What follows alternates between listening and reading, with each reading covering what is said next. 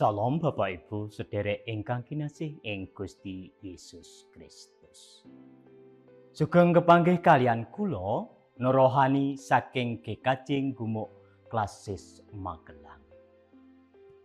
Sapunika kita sesarengan badhe mirengaken sabdanipun Gusti lumantar panyuraos Sabda Winedhar dinten Kamis Legi Surya kaping 3 Juli 2020 Minggu Limrah.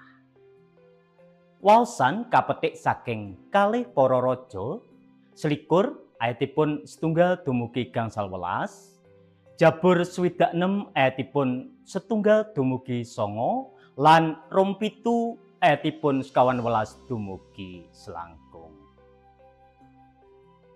Kanthi jejer pakaryanipun Gusti Allah. Nat kapetik saking kitab Jabur 26 ayatipun gangsal, padha majuo waspadakno pakaryane Gusti Allah ngibat-ebati kang ditandukake marang manungsa. Sedherek ingkang kinasih, Gusti Allah punika jumeneng ramanipun para tiyang pitados.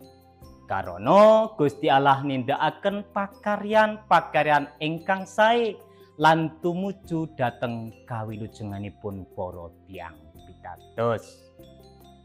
Pakaryanipun Gusti Allah ingkang nunggil ngiyataken lan nyagetaken para tiyang pitados cetha kaserat wonten ing kitab suci.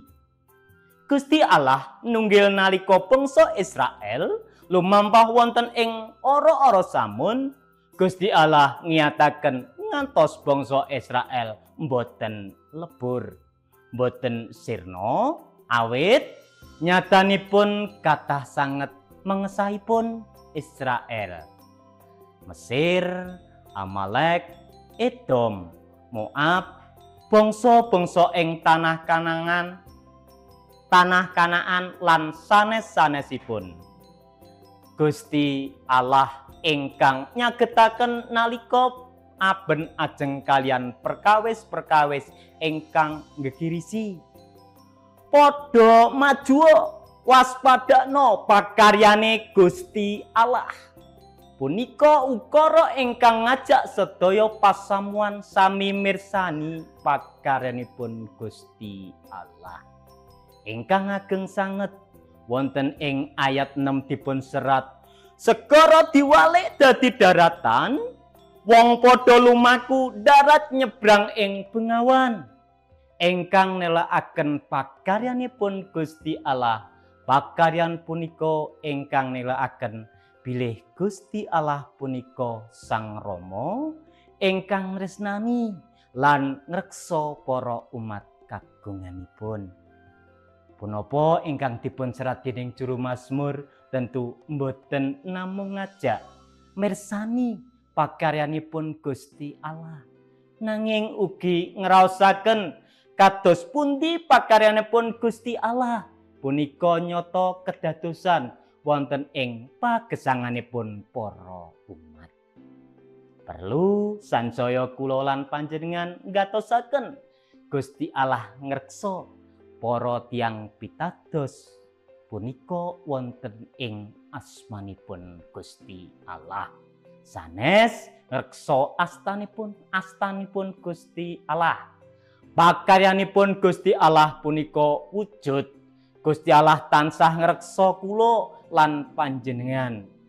Pakaryanipun Gusti Allah tansah mbutel kula lan panjenengan. Lan kula lan panjenengan tansah kabuntel wonten ing asmanipun Gusti Allah ingkang pakaryanipun tansah ngreksa lan ngrimati kula lan panjenengan. Gusti Allah mboten saged kapisahaken kalian pakaryanipun wonten ing pagesangan kula lan panjenengan. Pakaryanipun Gusti Allah punika ingkang mbabaraken maha kuwasa. Umpaminipun Gusti Allah kasebat maha kuwasa kababaraken wonten ing pakaryanipun. Sumangga sami mbikak mripat kula lan panjenengan supados sang saya nglenggono bilih pakaryanipun Gusti Allah tansah nyata wonten ing gesang kula lan panjenengan. Gusti mberkahi.